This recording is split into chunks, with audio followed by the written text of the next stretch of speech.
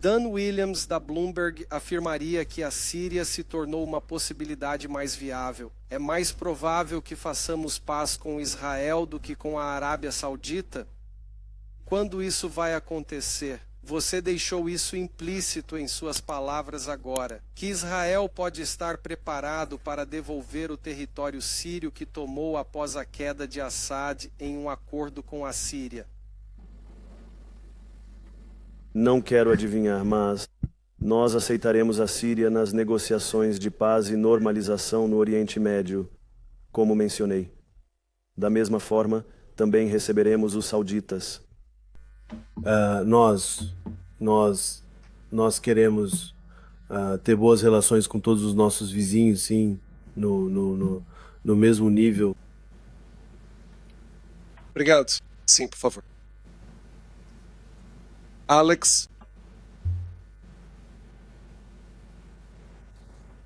Olá, com licença, Alexander Komor da Reuters. Ministro Saar, em relação aos seus comentários sobre a Síria e o Líbano, se vocês chegassem a um acordo de paz, um acordo de normalização com qualquer um desses países, especialmente com a Síria, vocês esperariam que a Síria reconhecesse as colinas de Golã como território israelense e, essencialmente, abrisse mão de qualquer reivindicação futura sobre esse território?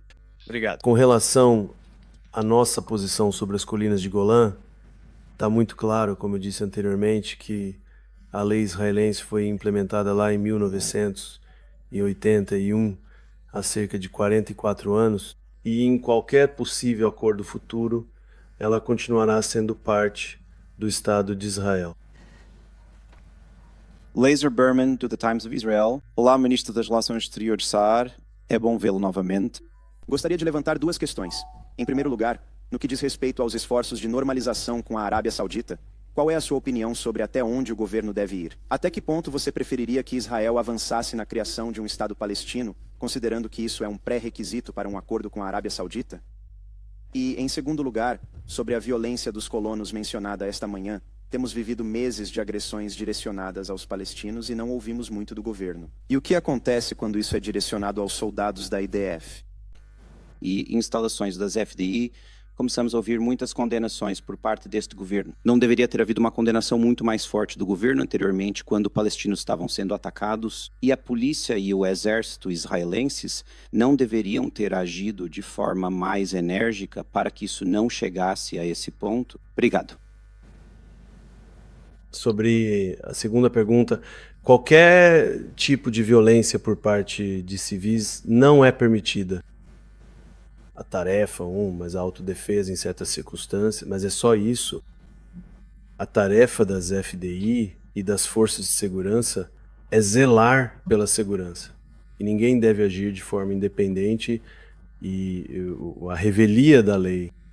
E não importa se o objetivo é atacar outros civis israelenses, civis palestinos ou soldados das FDI, todos esses casos devem ser tratados pelo nosso sistema judiciário da forma mais séria possível.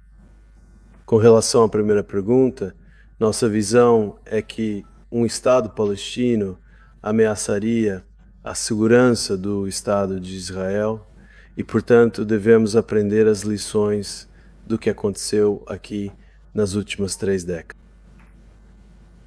E, portanto, acredito que hoje eu sei qual é a posição da União Europeia sobre o assunto, incluindo a Áustria, mas nós é que somos responsáveis pela segurança da nossa nação e isso não é algo que possamos fazer e ainda assim permanecer comprometidos com a segurança do nosso Estado, na minha opinião. Então, se for uma condição, eu realmente não acho que seja absolutamente construtivo de forma alguma. Qualquer processo com os palestinos, só para deixar claro, porque quais são as nossas expectativas, qualquer processo deve ser baseado na desradicalização da sociedade palestina, abordando as questões centrais que podem proporcionar um processo de paz confiável, que são abandonar o caminho do terror, abandonar esse ethos que infelizmente é o ethos comum de toda a sociedade palestina. Claro, parte disso é parar com os pagamentos para terroristas, para famílias de terroristas, de acordo com o crime que cometeram. Isso é algo insuportável. Isso é algo que eles não tinham feito até hoje. Estou falando sobre a autoridade palestina. Em segundo lugar, incitação. Você não pode buscar um processo de paz confiável enquanto envenena a mente da nova geração em escolas, jardins de infância, livros didáticos, mesquitas, mídia. Isso precisa ser interrompido. Portanto, as condições para a paz, para uma paz real, são substanciais. E quando a sociedade palestina, o sistema político palestino começar a lidar com essas questões básicas, saberemos que talvez tenhamos um parceiro, mas até agora, infelizmente, não é o caso. Obrigado. Sim, por favor. Obrigado. David Kriegleder, Radiodifusão Pública Austríaca. Ministro Saar, após 7 de outubro houve uma grande onda de solidariedade na Europa, especialmente em países amigos como a Alemanha e a Áustria, não apenas entre os políticos, mas também dentro da população. À medida que a guerra em Gaza se prolonga, tem havido uma espécie de distanciamento, já que as críticas estão aumentando, e eu gostaria de saber o quão difícil tem sido para o senhor atualmente explicar e defender a conduta israelense na guerra para seus parceiros europeus. E, se me permite, uma pergunta relacionada para a ministra Mandel Reisinger. A senhora tem dito repetidamente que a situação em Gaza é insuportável. A senhora sente que as preocupações que está expressando são recebidas com atenção pelo seu homólogo israelense? Obrigado. Certo, obrigado. Antes de tudo, estamos cientes desse sentimento em amplos segmentos da opinião pública europeia. Acreditamos que estamos certos. Temos certeza de que o único responsável pelo sofrimento de ambos os povos, palestino e israelense, é exclusivamente o Hamas. Não apenas porque iniciaram a guerra em 7 de outubro com esse ataque bárbaro, mas também porque até agora se recusam a libertar os reféns e a depor as armas. Então, essa é a verdade que estamos apresentando de forma clara e inequívoca.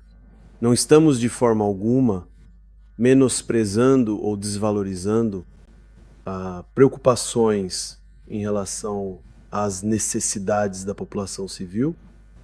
Estamos lidando com isso em condições muito difíceis. E nem todos que criticam a distância entendem quais são as circunstâncias na faixa de Gaza, como o Hamas está usando a ajuda como um combustível para sua máquina de guerra. E esses são fatos importantes porque no final queremos direcionar a ajuda para as próprias pessoas, mas não queremos fortalecer a organização que levou essa população a essas condições precárias. E esse é um esforço muito difícil e complicado, e gostaríamos que nossos amigos no mundo todo, e na Europa em especial, nos ajudassem, pensassem junto conosco, cooperassem. Amanhã iniciaremos um diálogo com a União Europeia, o que eu concordei com a alta representante Kaja Kallas, que acontecerá aqui em Israel. E nesse diálogo nós vamos, claro, apresentar nossos esforços, nossos problemas nesses esforços, e também vamos buscar juntos novas ideias e novos pensamentos, cooperação para sermos mais bem-sucedidos nisso. Mas é preciso entender que é uma situação muito complicada e este é o resultado. Aliás, no Líbano, isso também foi resultado do fato de que a organização terrorista assumiu o controle do Estado.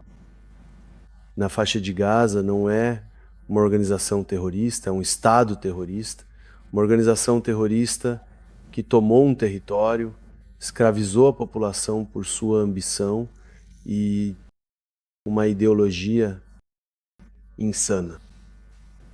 E, portanto, esse fenômeno, aliás, o mundo ocidental saiu para erradicar esse fenômeno na guerra contra o ISIS, não muito longe daqui, quando eles estabeleceram seu califado.